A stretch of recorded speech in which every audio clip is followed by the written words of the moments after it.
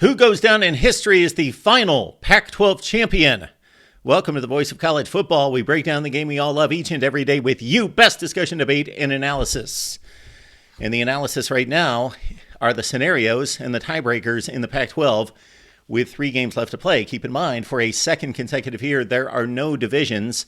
Therefore, the top 2 seeds in the conference will play in the Pac-12 championship game. And of course, Washington in great shape right now at 6-0 after the USC win at the Coliseum 52-42. Upcoming for the Huskies, they've got Utah at home. They've got a date at Oregon State. They've got Washington State, a team that's been on the free fall. And if you add all those teams up, Washington's final 3 opponents are currently 9-9 in the Pac-12 conference. And of course, the Huskies have some wiggle room.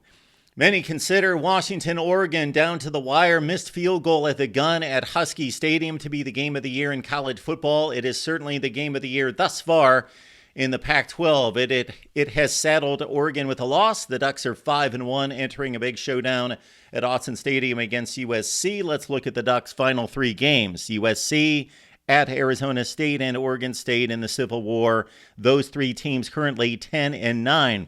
Now let's look at the teams tied for 3rd place in the Pac-12, all with 2 losses. USC has a half-game lead at 5-2. They will not play the final weekend of the season. That's their bye week.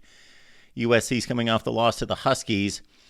And despite Alex Grinch getting fired, things coming apart to a certain extent at USC, they've got the clearest path to unseat Oregon and get to the Pac-12 championship game because they go to Autzen Stadium this coming weekend. So if USC defeats Oregon straight up, remember that USC would then tie Oregon and have the head-to-head over the Ducks. USC also plays UCLA, of course, to finish out the season. Those 2 teams are 8-4 in conference play.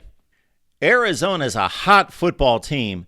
4-2 coming in. They had narrow losses against Washington 31-24 and against USC in triple overtime before going on this hot stretch. So the Wildcats have picked up some key wins in recent weeks. They go to Colorado to take on the Buffs. Then they've got Utah the next week and at Arizona State. Those 3 teams are only 6-12 in the Pac-12 conference this year. And then we look at Oregon State at 4-2.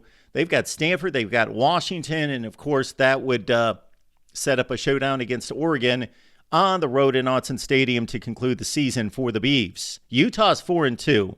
They go to Washington this week. Tough assignment, but it's in their path to get to a Pac-12 championship game, possibly. They go to Arizona.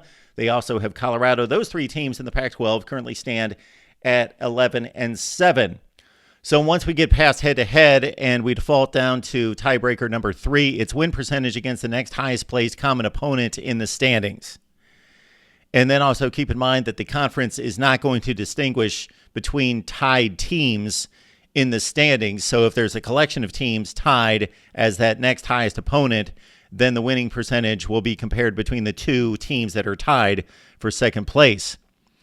When arriving at another group of tied teams with comparing records, use each team's win percentage against the collective tied teams as a group.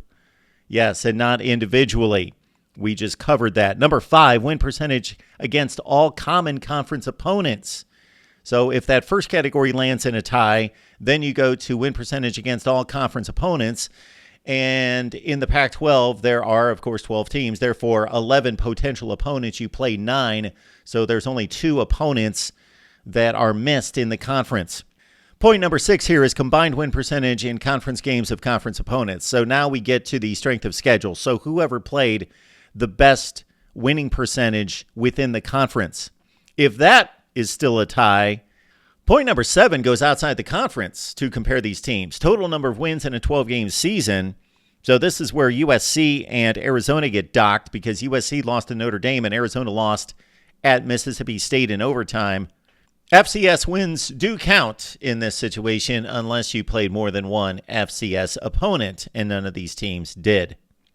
If all that remains a tie, then we default all the way down to tiebreaker number 10, which is the highest ranking by the Sports Source Analytics team. Hopefully it doesn't come to that following the last weekend of regular season games. Fortunately, because it's a relatively small conference with 12 teams, just about everyone has played each other. That means that these scenarios are valid, especially the head-to-head. The only head-to-head matchups that could come into play that were not played, Oregon did not play Arizona. USC and Oregon State did not play. Everybody else already has played or will play during the final 3 weekends of the season. Washington looks to be in the clubhouse, but they still have work to do considering this difficult stretch of games. Utah, Oregon State on the road, and Washington State, the Apple Cup. Washington not quite in the clear yet, but with a key victory, of course, this past weekend against USC. Oregon USC is going to tell us a whole lot coming up this weekend as we look at the rest of the weekend's games in the Pac-12. Arizona goes to Colorado. Oregon State takes on Stanford. That should be a win. Utah goes to Washington. That's going to be a tough task for the Utes as an underdog on the road in Seattle. And really, if Oregon loses to USC, that's going to throw all of this into a chaotic situation and be a whole lot of fun for the final 2 weeks. If Oregon wins and maintain their second place standing with another key victory against the rest of the pack, that's going to put the Ducks in prime position. But with some work to do still, of course, with Arizona State on the road and Oregon State at home in a difficult contest that the Ducks lost last year to the Beavs. Your thoughts down below about the strength of the Pac-12, the opponents, who's going to win the conference, who's going to play in this Pac-12 championship game. My preseason pick was Oregon and USC. Well, they play this weekend, so that is probably not going to happen with Washington in the way. But your thoughts down below about the Pac-12 and where it ranks in college football. At last look, I had it ranked as the #1 conference in college football based on performance and results outside the conference, where the Pac-12 has fared rather well. We continue to march on through the conferences and look at scenarios and championship races right here at the Voice of College Football.